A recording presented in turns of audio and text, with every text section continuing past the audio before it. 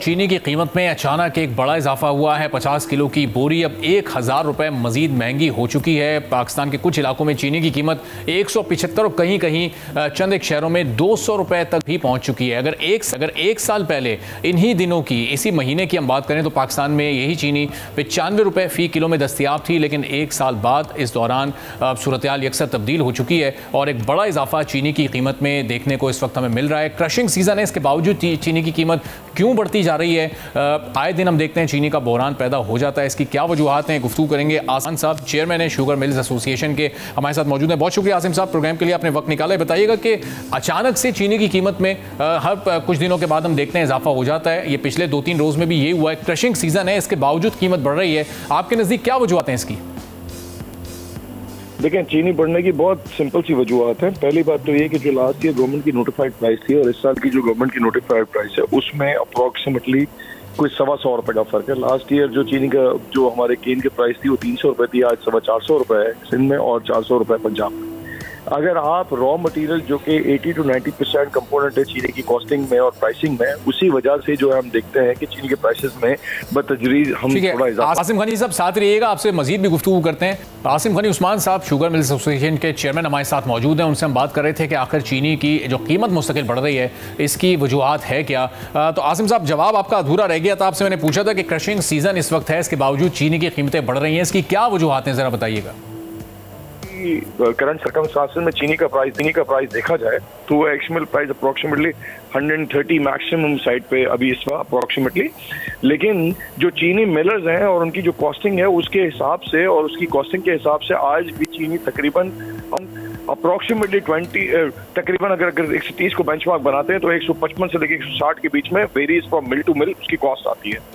दूसरी बात यह है कि हमें एक और बात को ये रियलाइजेशन करना होगा कि जो ओवरऑल अक्रॉस द बोर्ड जो हमारी कॉस्ट हैं उसमें चाहे पीपी बैग्स हो, चाहे वर्कर वेलफेयर पार्टिसिपेशन फंड हो, चाहे एसएससी हो, चाहे ईओबीआई हो, चाहे मिनिमम वेज हो, अगर ये सारी चीजों को अगर आप देखें, इसके अलावा जो सबसे बड़ा इम्पैक्ट है फाइनेंशियल कॉस्ट है। इसके अलावा आप सेल टैक्स देखेंगे, हमसे बड़ा बेनिफिशियरी इधर स्टेट है जिसको 18% उस पर वो मिलता है। टर्नओवर टैक्स अलग है हमारे पास, विद होल्डिंग्स अलग हैं। तो अक्रॉस द बोर्ड अगर आपको देखा जाए तो ये सारे टैक्स मिलाने की वजह से ही तो ये रेट आपको इतना महसूस होता है। अच्छा। अगर आज गवर्नमेंट जो दूसरी अशिया है जैसे दूसरी कमोडिटीज है उनकी तरह अगर यहाँ से भी सेल टैक्स ड्रॉ कर ले तो चीनी का दाम 18-19 रुपए वैसे ही कम हो जाएगा। अच्छा। और दूसरी बात ये कि अगर आप कंपेयर करें पाकिस्तान को रीजनल मार्केट से या इंटरनेशनल मार्केट से, तो आज की तारीख में इस वक्त पाकिस्तान में जो चीनी का दाम है वो पूरी दुनिया में सबसे सस्ती चीनी पाकिस्तान में है।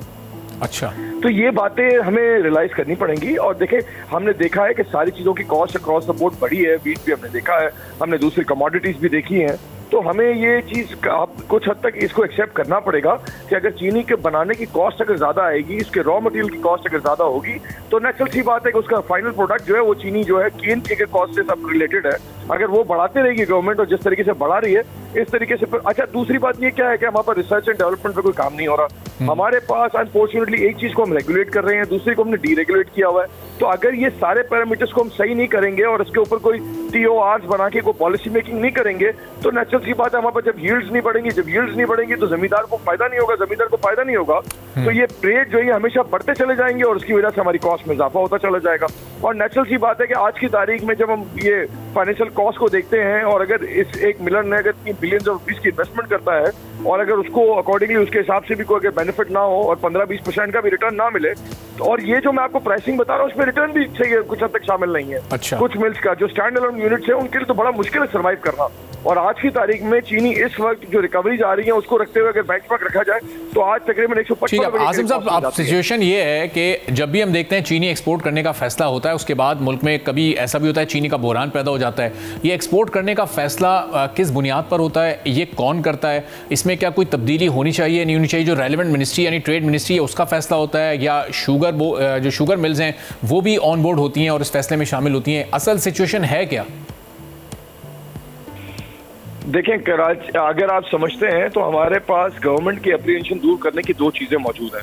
पहली बात तो है कि जब ये स्मगलिंग हो रही थी तो एसोसिएशन ने ये ट्यूबलाइट का बटन दबाया और रोशनी की और हमने बताया कि सर ये थ्रू बैकडोर चैनल और किसी ना किसी रॉन्ग प्रैक्टिसेस की वजह से वो जा रही है अफगानिस्तान। अच्छा, रीजन क्या थी वो बताने की? शुगर मिल इंडस्ट्री का तो रीजन ये हो सकता है ना, देखिए कॉमन सेंस समझे, मैं क्यों चाहूंगा कि मेरे कारोबार में एक चीज का प्राइस अगर ऊपर है तो नीचे गिरे?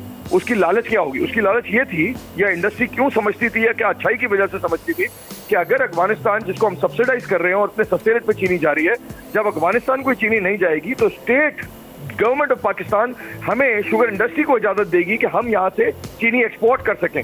अगर हम वो चीनी एक्सपोर्ट करते हैं जो कि अफगानिस्तान हमसे सेम प्राइसिंग पे लेके जा रहा है और इंटरनेशनल प्राइसेस इतनी ऊपर है, तो उसकी वजह से हम चाहते थे कि अफगानिस्तान थ्रू प्रॉपर चैनल लेके जाए ताकि हमारे जो अपना कंट्री है उसको फॉरेन एक्सचेंज की मदद से पैसे मिले, शुगर इंडस्ट्री को ज्यादा पैसे मिले, तो शुगर इंडस्ट्री भी बेनिफिशियरी होती है इस बात की और अपना स्टेट भी बेनिफिशियरी होता।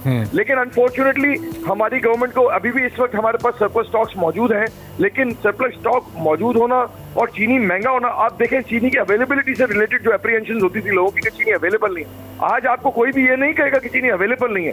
ये जरूर आपको लोग कह सकते हैं कि चीनी महंगी हो रही है या उसका रेट ऊपर हो गया, लेकिन आप मुझे एक बात बताएं कि जब 180 रुपीज के ऊपर इंटरवेंशन है और 180 रुपीज के ऊपर स्टेट एक एक्शन लेती है और उसको कम कराती है, तो हमें कोशिश ये करना चाहिए कि हम नीचे का भी एक थ्रेशोल्ड और एक बेंचमार्क रखें ताकि वो इक्विलिब्रियम बैलेंस रहे। सब्सक्राइब करें और बेल दबाएं ताकि कोई खबर रह न जाए।